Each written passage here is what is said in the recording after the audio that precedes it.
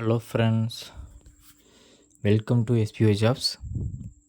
இப்போ பார்த்தீங்கன்னா நம்ம என்ன பார்க்க போகிறோம் இந்த வீடியோவில் அப்படின்னு சொல்லி பார்த்தீங்கன்னா, இப்போ நம்ம நோட்டீஸ் போர்டில் ஒரு அனௌன்ஸ்மெண்ட் கொடுத்துருக்காங்க. அது என்ன அனௌன்ஸ்மெண்ட் அப்படின்னு சொல்லி பார்த்தீங்கன்னா, நிறைய பேர் இப்போ எஸ்பிஓவில் ரீஃபண்டுக்கு அப்ளை பண்ணியிருக்காங்க இல்லையா?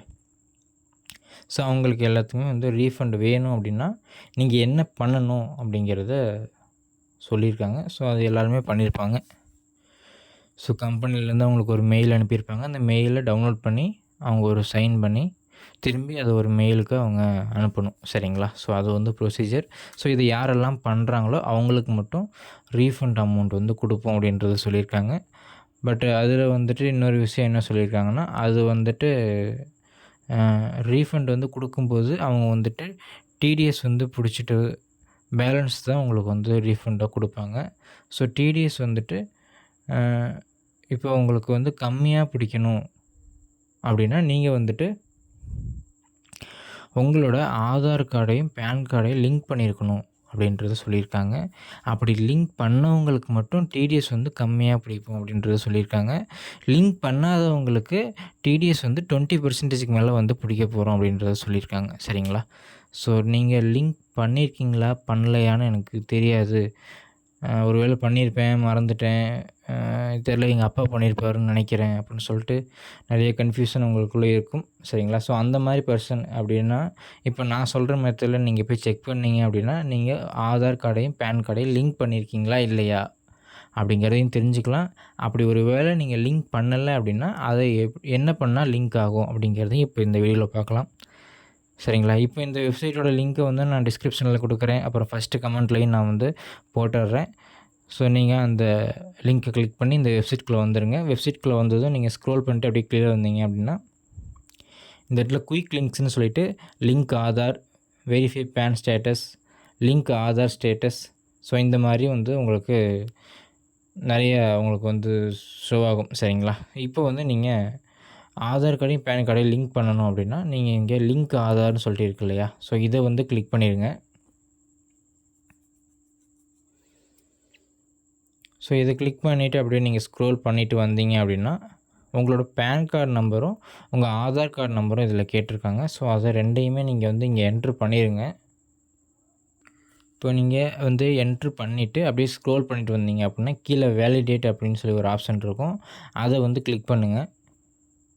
அதை கிளிக் பண்ணதுமே உங்களுக்கு என்ன ஷோ ஆகுது அப்படின்னு பார்த்தீங்கன்னா, இந்த பேன் கார்டு நம்பர் ஆல்ரெடி இந்த ஆதார் கார்டோட லிங்க் ஆயிடுச்சு அப்படின்றது ஒரு ஷோ ஆகுது. சரிங்களா? ஓகே அப்படின்னு நீங்கள் க்ளோஸ் பண்ணிடுங்க.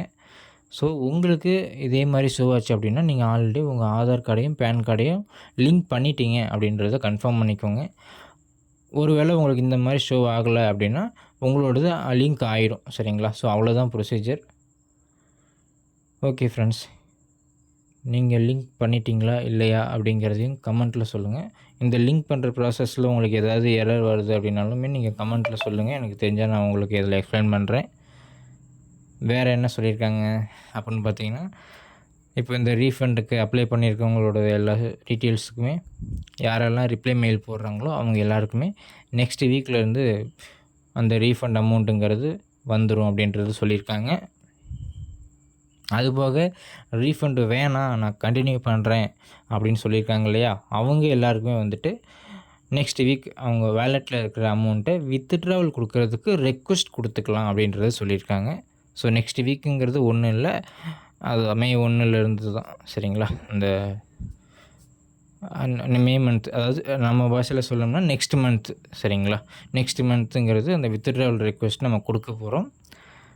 ஸோ வித்ட்ராவல் ரெக்வஸ்ட் கொடுத்துட்டோம் அப்படின்னா அதிலிருந்து 1 பை 1 ஒரு சில வாரங்களில் நம்ம எல்லாத்துக்குமே நமக்கான அமௌண்ட்டுன்றது நமக்கு வந்துடும், நம்ம வேலெட்டில் இருக்கிற அமௌண்ட்டுங்கிறது. சரிங்களா? ஸோ அவ்வளோதான், வேறு எதுவும் நான் இதில் சொல்ல போகிறதில்ல. நான் ஏதாவது ஒரு டேட்டா போய் கணிச்சு சொல்லி அதனால் ஏதாவது ஒரு பஞ்சாயத்து வந்துட போகுது. சரிங்களா? ஏதாவது நம்ம ஒரு டேட்டை சொல்லிட்டோம் அப்படின்னா என் டவுன்லைனில் இருக்கிறவங்களாம் சண்டைக்கு வராங்க. நீ ஏதாவது ஒன்று சொல்லிட்டு போயிடுவே, அது அப்படியே நடந்துடுது. தயவு செஞ்சு அது எப்போ வருமோ அது பொறுமையாகவே வரட்டும்ப்பா. நீ எதையும் ஒரு டேட்டை அனௌன்ஸ்மெண்ட் பண்ணிடாத, நீ ஏதாவது பண்ணால் தான் பயமாக இருக்குது அப்படின்ற மாதிரி சொல்கிறாங்க. ஸோ அதனால் நான் எதுவும் சொல்ல போகிறதில்ல. சரிங்களா? ஓகே. நெக்ஸ்ட் வீக் வந்து நெக்ஸ்ட் மந்த் வந்து நம்ம வித்ட்ராவல் ரிக்வெஸ்ட் கொடுக்க போகிறோம். அதுக்கப்புறம் 1 பை 1 நம்ம எல்லாத்துக்குமே வந்து பேமெண்ட்டுங்கிறது பேங்க்கில் வந்து ரிலீஸ் ஆகிடும். சரிங்களா? அவ்வளோதான். ஸோ அதை நம்ம வந்துட்டு வாங்குறதுக்கு முன்னாடி இந்த வீடியோ பார்த்துட்ருக்கவங்க எல்லோரும் இதை லிங்க் பண்ணிட்டீங்களா அப்படிங்கிறத மட்டும் செக் பண்ணிக்கோங்க. லிங்க் பண்ணிட்டீங்கன்னா ஓகே. லிங்க் பண்ணலை, எனக்கு லிங்க் பண்ண தெரியாது அப்படின்னீங்கன்னா உங்களுக்கான சார்ஜஸ் வந்து கொஞ்சம் எக்ஸ்ட்ரா பிடிப்பாங்க. அவ்வளோதான், வேறு ஒன்றும் இல்லை. மற்றபடி லிங்க் பண்ணியே ஆகணும் அப்படிங்கிற மாதிரி உங்களை யாரும் கட்டாயம்லாம் படுத்தலை. உங்களுக்கு பெனிஃபிட்ஸ் வேணும் அப்படின்னா நீங்கள் லிங்க் பண்ணிக்கோங்க, இல்லைன்னா விட்டுருங்க, ஒன்றும் பிரச்சனை இல்லை. சரிங்களா? Okay, thank you.